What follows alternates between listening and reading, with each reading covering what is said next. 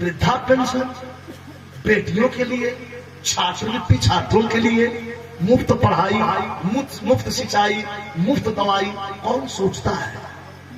आज की स्थिति का बहुत याद आएंगे नेताजी, बहुत याद आएंगे नेताजी, और नेताजी आप बहुत याद आएंगे। मेरे पास कोई शब्द नहीं, बड़ी बड़ी बात करने के बार बार नेताजी पार्लियामेंट भी बोलते रहे कि पाकिस्तान से हमें खतरा नहीं है, हमें चीन से खतरा है, हमें चीन से सजग होने की जरूरत है।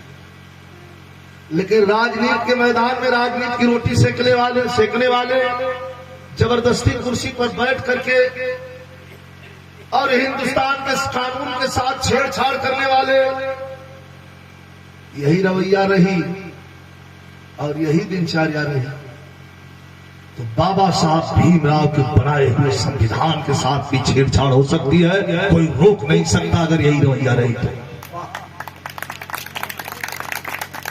और बाहर मुलायम सिंह यादव की परख,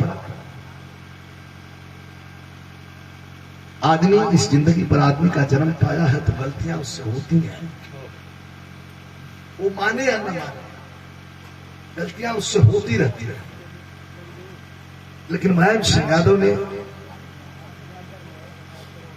प्रदेश में चाहे देश में वो रक्षा मंत्री रहे हो तो, मुख्यमंत्री रहे हो तो, किसी व्यक्ति विशेष के लिए, एक समाज के लिए नहीं, सर्व समाज के हित में सोचा है। आप ही लोग बता दीजिए, आज जो जवानों की लाश आ रही है बॉर्डर पर से अंतिम दर्शन के लिए, मात्र वर्दी और टोपी आ रही थी, नेताजी रक्षा मंत्री हुए तो अपने कलम से उन्होंने लिख दिया कि नहीं, किसी के आंख का तारा चला जाता है, किसी बहन का भाई चला जाता है, किसी माँ का बेटा चला जाता है, और किसी छोटे से दुधमुहे बच्चे का बाप चला जाता है। अरे कम से कम अंतिम दर्शन के लिए उसकी पार्थिव शरीर तो उसके घर पे दो। भला कौन सोचता है? 2 दिन का शोक फौज में मनाया गया, 2 दिन का शोक। मेरी तो बात हमेशा होती रहती है फौजी। हमारे गाजीपुर के पूर्व सांसद और वर्तमान गवर्नर जम्मू एंड कश्मीर के मनोज सिन्हा जी का कनर है अभय यादव, इसी बरहट का, कल टेलीफोन करके कहा उसकी आंखें लाल हो गई। आज हमारी सीमाएं सुरक्षित नहीं है दोस्तों। मैं राजनीति से प्रेरित कोई बात नहीं करता, राजनीति का सूर्य तो अस्त हो चुका है और हम अंदर से कितना टूट चुके हैं। बनावटी नहीं है मेरे पास कोई शब्द, लेकिन 5 किलोमीटर अंदर चीन की सीमा रेखा घुस करके नेताजी ने और अपनी जमीन पर कब्जा जमाया था, आज घुस करके चीन आकर के हिंदुस्तान में कब्जा जमाए हुए हैं। बड़ी बड़ी बात करने के बार बार नेताजी पार्लियामेंट भी बोलते रहे कि पाकिस्तान से हमें खतरा नहीं है, हमें चीन से खतरा है, हमें चीन से सजग होने की जरूरत है।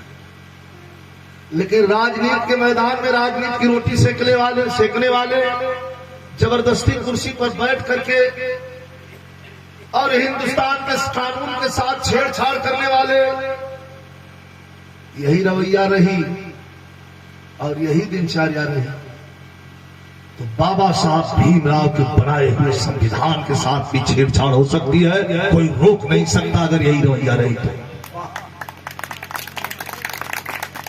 ये नागपुरिया कानून लागू करना चाहती है भारतीय जनता पार्टी, वो नागपुरिया कानून जिसके पार्टी ऑफिस में आज भी तिरंगा झंडा नहीं फहरा जाता। नंदलाल भाई, आज भी तिरंगा झंडा नहीं फहरे। गोडसे को मानने वाले लोग हैं, गांधी को मानने वाले लोग नहीं है, लेकिन हिंदुस्तान में दे दिया है सत्ता तो ठीक है, हमें उसका अफसोस नहीं है। लेकिन मुलायम सिंह यादव धरती पर अकेला एक शख्सियत के रूप में पैदा हुए। ऐसा नेता कभी कभी पैदा होता है, हमेशा पैदा ऐसा नेता नहीं होता दोस्तों। हम जितना कहें कम है, ये बनावटी नहीं है। हमारी राजनीतिक जिंदगी, हम राजनीति से जो भी प्रेरित रहे हैं सिर्फ और सिर्फ मुलायम सिंह की वजह से। सन 1992 में जब नेताजी ने पार्टी का गठन किया था, राजेश जी आपको ख्याल होगा, उस समय नेताजी ने हमें बुलाया था इटावा में। इटावा होटल था, वहां जाकर के प्रचार करके 1-2 दिन रुक करके और हम लोग चले चाणक्य होटल। फिर बिगड़ गए, आज के 35 साल पहले की बात, इनको होटल का नाम भी याद है। लेकिन फिर जब लौट के आए तो हमारे पर बिगड़ गए, तुम चले आए, पैसा वहां रखा हुआ था, तुम पैसा नहीं लिए। हमका नेताजी पैसा नहीं चाहिए, बस साफ साफ स्नेह चाहिए। तो हंसना कल देखिए, ये हमारे कार्यकर्ता है, गाजीपुर का है, बोल रहा है पैसा नहीं चाहिए, प्यार चाहिए।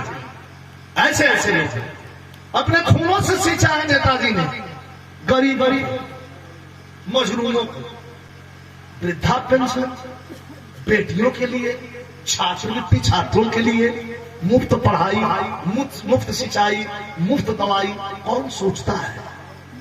आज की स्थिति का बहुत याद आएंगे नेताजी, बहुत याद आएंगे नेताजी, और नेताजी आप बहुत याद आएंगे। मेरे पास कोई शब्द नहीं।